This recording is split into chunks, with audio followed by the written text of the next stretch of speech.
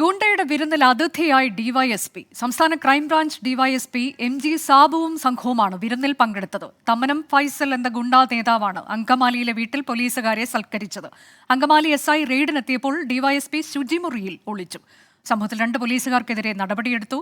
DYSP Sabu നേരത്തെ വകുപ്പ് തല നടപടി നേരിട്ടയാളാണ്. വിരമിക്കാൻ 3 ദിവസം മാത്രം ബാക്കി നിൽക്കെയാണ് ഡിവൈഎസ്പി ഗുണ്ടാ സൽക്കാരത്തിന് പോയത്. വിവരങ്ങളുമായി വിനീത VG, ഒപ്പം മനീഷ് മഹിപാൽ എന്നിവർ. ആദ്യം വിനീത VGയിലേക്ക്. വിനീത, ഗുണ്ട പോലീസ് നെക്സസ് അത് ഇപ്പോൾ ദൃശ്യങ്ങളുടെ കൂടി സഹായത്തോടെ തെളിയിക്കാൻ പര്യാപ്തമായ തരത്തിലേക്കുള്ള വിവരങ്ങളാണ് പുറത്തു വന്നിട്ടുള്ളത്. ഓപ്പറേഷൻ ആഗ് നടക്കുന്നതിനിടെ ഇന്നുള്ള തന്നെയാണ് അതിൽ ഏറ്റവും വലിയ വിരോധാഭാസമായി മാറിയതും. ഈ സംഭവം ഉണ്ടായത് ഇന്നലെ വൈകിട്ടാണ് എന്നാണ് മനസ്സിലാക്കാൻ കഴിയുന്നത്. സംഭവിച്ചത് എന്താണ്?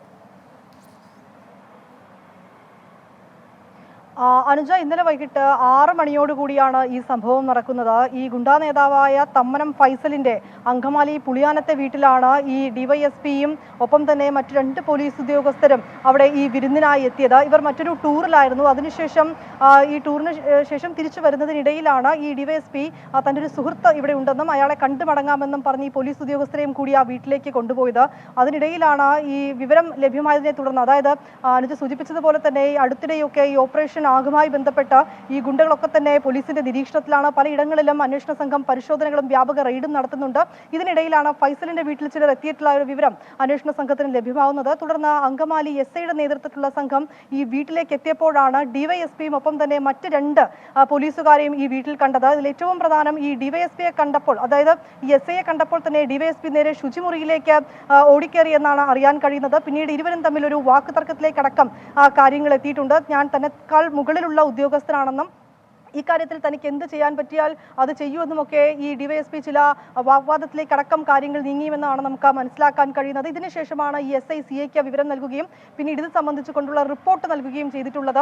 എന്താണെങ്കിലും ഈ അടുത്തിടെയൊക്കെ കൊച്ചിയെ സംബന്ധിച്ചിടത്തോളം ഗുണ്ടാക്രമണങ്ങൾ ഈ വർദ്ധിച്ചു വരുന്നൊരു പശ്ചാത്തലത്തിലാണ് ഓപ്പറേഷൻ ആഗ് ഉൾപ്പെടെയുള്ള നടപടിക്രമങ്ങളുമായി ഈ പോലീസ് മുന്നോട്ട് വരുന്നത്. ഈ ഓപ്പറേഷൻ ആഗിന്റെ ഭാഗമായി ഒടുവിൽ ഈ ഡിവൈഎസ്പിയും ഒപ്പം തന്നെ 2 പോലീസുകാരും, അതൊരു ഗുണ്ടാ നേതാവിന്റെ വീട്ടിൽ വന്നിരിക്കുന്ന വിവരം കൂടിയാണ് ഈ ഘട്ടത്തിൽ പുറത്തു വന്നിരിക്കുന്നത്. അതായത് ക്രമസമാധാനം ഉൾപ്പെടെ നിലനിർത്തേണ്ട പോലീസ് ഉദ്യോഗസ്ഥൻ ഈ ഫൈസലിനെ സംബന്ധിച്ചിടത്തോളം ഇതിനോടകം തന്നെ നിരവധി കേസുകളിലടക്കം പ്രതിയാണ് തമ്മനം ഫൈസൽ. ഈ ഫൈസലിന്റെ വീട്ടിലെത്തി ആ വിരുന്ന് സൽക്കാരത്തിൽ പങ്കെടുത്തിരിക്കുന്നു എന്ന വാർത്തയാണ് നമുക്കിപ്പോൾ ലഭ്യമായിരിക്കുന്നത്. ഒപ്പം തന്നെ ഈ നമുക്ക് സ്പെഷ്യൽ ബ്രാഞ്ചിൽ നിന്നൊക്കെ ലഭ്യമായിരിക്കുന്ന വിവരം, ഈ പണമിടപാടുകൾ സംബന്ധിച്ച മാസപ്പടി വാങ്ങുന്നതിനും മറ്റുമായാണ് ഈ ഡിവൈഎസ്പി എത്തിയെന്നുള്ള വിവരവും ലഭ്യമായിട്ടുണ്ട്. എന്താണെങ്കിലും ഈ കാര്യങ്ങളിൽ വകുപ്പ് തല അന്വേഷണത്തിലേക്കടക്കം കാര്യങ്ങൾ നീങ്ങിയിരിക്കുന്നു. ഈ 2 പോലീസ് ഉദ്യോഗസ്ഥരെ നിയമ നടപടി വന്നിരിക്കുകയാണ്. 2 പേരെ നിയമ നടപടിയുടെ വിവരങ്ങൾ എന്താണ് എന്നതിലേക്ക് കൂടി നമ്മൾ കടക്കേണ്ടതുണ്ട് വിശദമായി. മനീഷ് മഹിപാൽ അതിന്റെ വിശദാംശങ്ങളുമായി ഉണ്ട്. മനീഷ്, ഇപ്പോൾ 2 പോലീസുകാർക്ക് സസ്പെൻഷൻ എന്ന വിവരമാണ് പുറത്തു വരുന്നത്. അത് അദ്ദേഹത്തിനൊപ്പം ഉണ്ടായിരുന്ന 2 ഉദ്യോഗസ്ഥരാണ്, CPO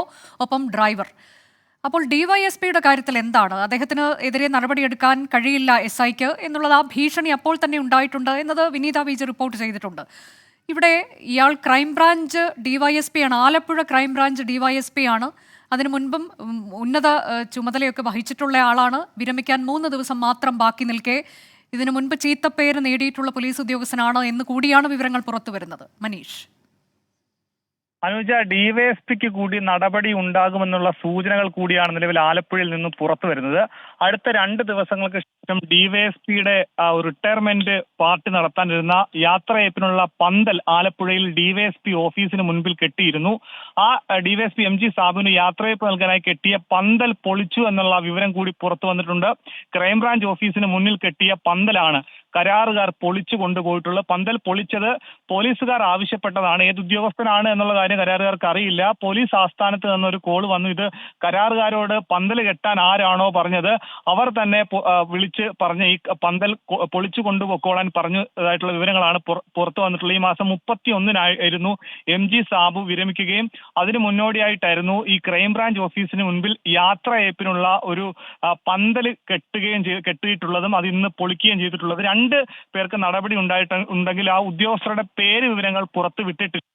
ഒരു CPO, മറ്റൊരു പോലീസ് ഡ്രൈവറാണ്. ഇവർ മസിനഗുഡിയിലെ യാത്ര കഴിഞ്ഞ്, അവധി ദിവസത്തെ യാത്ര കഴിഞ്ഞ് തിരിച്ച് അങ്കമാലിയിൽ ഡിവൈഎസ്പിക്കൊപ്പം ഈ പാർട്ടിയിൽ ഇവർ പങ്കെടുത്തു എന്ന് പറയുന്നുണ്ട്. മറ്റൊരു ഉദ്യോഗസ്ഥൻ കൂടിയുണ്ട്. പക്ഷേ അത് ആലപ്പുഴ ജില്ലയിലെ ഉദ്യോഗസ്ഥൻ ആണോ എന്നുള്ള കാര്യത്തിൽ സ്ഥിരീകരണം വന്നിട്ടില്ല.